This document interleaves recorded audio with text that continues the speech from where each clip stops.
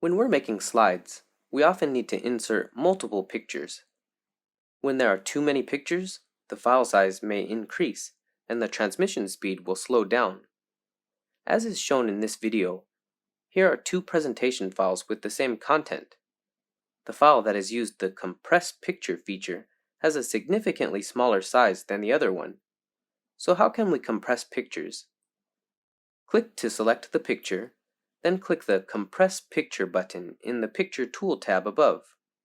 In Apply To, we can choose Selected Pictures to compress the pictures only on this page, or select All Pictures in the document to compress the images of the entire presentation file.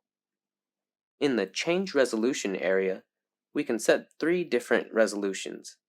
They are namely Web Screen with a resolution of 120 dpi, Print with a resolution of 200 dpi, and No Change. Suppose we have cropped pictures in the slides, and these cropped pictures have not been completely deleted from the document. They have occupied a certain proportion of the file size. We can check Delete Cropped Areas of Pictures to compress the size of the pictures again. After setting, click OK to compress the file size. What a practical feature! Did you get it?